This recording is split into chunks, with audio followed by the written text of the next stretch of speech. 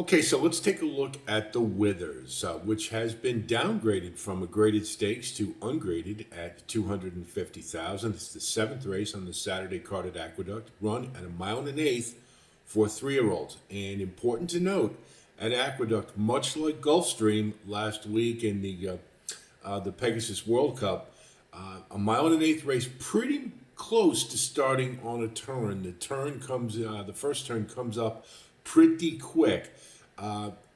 So, I mean, horses to the outside are maybe are a little bit of a disadvantage now. This is only a 7-horse field, so it may not be as pronounced, but just something to keep in mind here.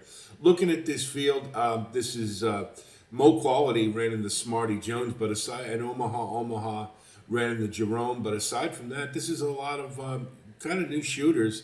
Global Steve did run at Parks in their Future Stars race.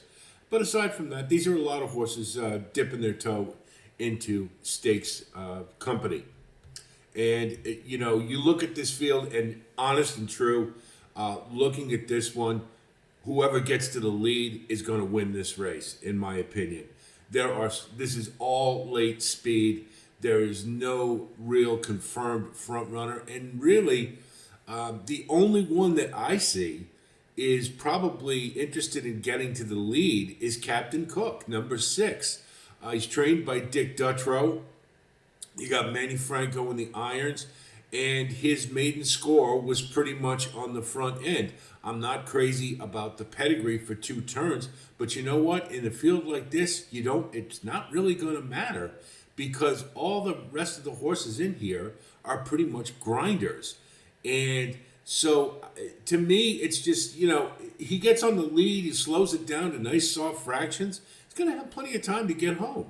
Now, just to talk about a couple of the others, and honestly, this is a race where I don't know that anybody can be excluded. I'm just going on race shape, what I think. You take a look at Uncle Jim, he's not fast enough. Now, maybe over the winter, the last couple of months, there's been some improvement, but I didn't really see it in the work tab. And I don't know that we can count on this horse to all of a sudden really move forward speed-wise. He is by City of Light, so I think the 2 turns is going to be okay.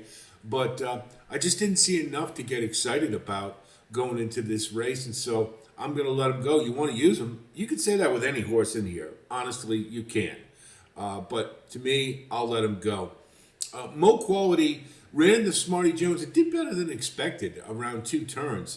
Doesn't really have the pedigree for it, but I think it just speaks to his talent. Now, the one thing you can say about the Smarty Jones is the pace was extremely soft. And if you look at Mo Quality's fractions, that may be one of the reasons he was able to hang around. Probably going to have the same thing here, but now you're at a mile and an eighth. So to me, while I think Mo Quality is certainly competitive in here without a doubt and could win this race, I'm just banking that maybe at the little more distance, this is where we start to see cracks in the foundation. So a use for sure, but I don't know that he has enough to win this. Maybe on class, but I'm going to bet against it because his price is liable to be short. Global Steve won the Future Stars at Parks. And you go back and look at that race, and he broke really slowly and had a sustained drive, which is always pretty cool at 7 furlongs to see. Problem is that late, it took a lot out of him, and his late fraction was very, very weak, and that doesn't really bode well stretching out to 2 turns. Now, maybe he'll be able to learn some patience. Butch Reed is pretty lethal when he ships. Aqueduct isn't far away from Parks, and he's certainly a horse that you can think about. I just, he really didn't beat a whole lot, and he worked awful hard to do it. And that just, and more to the point, it's more that he has kind of a grinding nature to the way he runs. And this race is filled with grinders. So you just see a lot of horses plodding along. This has got to be the slowest Withers I'll predict right now that they've ever had. I don't see how this one is going to come up with a good figure. But Global Steed, you can throw him in there. I just didn't like the way he was grinding it out, and I also didn't like the weak fraction late, which means if he has to come from behind again, he's not going to have anything in the tank at 1.125 miles. Surfside Moon, I'm throwing in there for a couple reasons. Number one, the value. Number two, if you look at his PPs, he was on turf early, and I don't think that was necessarily a indication that he's better on turf. I think they were trying to get him a route. If you look at his pedigree, being by Malibu Moon, this is a two-turn horse. So usually early in the 2-year-old season, the only time you can get a horse a route is on turf. And that's what I think they did. And he didn't do badly. He didn't do badly on dirt either.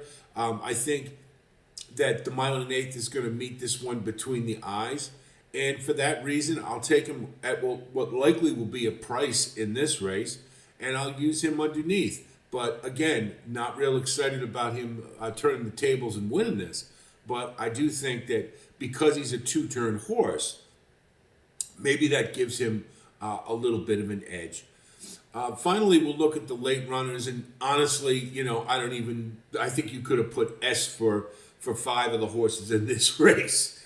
But Corvus, he did get second last time to Cyclone State, but I believe it was. But he wasn't going to win that race, and he was so far back. And he did make a sustained drive. That's absolutely true. But what happens if he has to do that again here? No chance. It's going to be the same scenario because he's just too far back with a race that's devoid of speed, where the fractions are going to be extremely soft on the front end, and he's SOL. Can he get underneath? Sure. And you can use him without a doubt for that reason. Omaha is probably has the best bet of the later runners to win this, I would say. But again, this is another horse who comes from the clouds in a race that doesn't have any speed. Certainly, Cyclone State looked a hell of a lot better than he probably is because he was able to get on the lead and draw past a horse who was so far back, he just had no chance tactically of ever winning the race. And, I like Omaha, but I mean, coming from the clouds in a race like this is just death to me. Can you use him? Sure. And again, of the late runners, I would give him the best shot to win this. But this race, I think, without a doubt, is going to be one on the front end. So we go to our wagering strategy. We're going to go with Captain Cook. He looks to me like the most formidable front runner. And I think that he can probably get 1.125 in this field with all these runners wanting to come from behind. So he's not going to get a whole lot of pressure, maybe a little bit from Mo Quality. But for one race, this race, I think he can take them all the way. So that's who I'm going with. We'll take Omaha as the logical second choice, who will be coming from the clouds, coming late, and I think has a better kick than the later runners. So we'll go 6-7, then we'll go 7-6 cold. Then for our trifecta in a wild race, I'm just going to plant my flag and go for it. So we'll go 7-6 all, 6-7 all, because anybody can win this race. I would be very surprised if anybody could come up with an extremely strong opinion about who's going to win this one. And if there's any Derby horse coming out of this, again, I'm going to be a little surprised as well. So we're going to go with Captain Cook and, hope for the best. That's the best we can do in this race. I hope our analysis helps you with your own wagering strategy. And I wish you the best of luck. I think we're all going to need it for this one. And if you do like content like this, of course, please like and subscribe. And thanks to all of you who've recently come on board. I want to make a note. We do have a posting out there right now for the Holy Bull. And just as a little side note, I thought I'd mention to you, Ramiro Restrepo, the owner of Ferocious, did reach out to me upon viewing the posting and did confirm that they've been wanting to put blinkers on Ferocious for quite some time, but they didn't want to interrupt his training as such a young horse. He said the couple of jockeys who have ridden him have both said put a hood on him. So I think that's a really good sign that now Ferocious has a hood. He says he's been working with it for 45 days and he's doing really well. So just a little side note to you, and thanks to Ramiro Restrepo, who was now one in our fold, who was kind enough to provide that information for us. And so I think that's very positive if you're backing Ferocious in the Holy Bull. We will have another posting. As I mentioned, the Holy Bull is out there, but we'll have one for the Robert E. Lewis out west. We'll have that on probably tonight, or this is Wednesday morning, or Thursday, so be on the lookout for that. That's it from here. I'll talk to you soon, and until then, be well.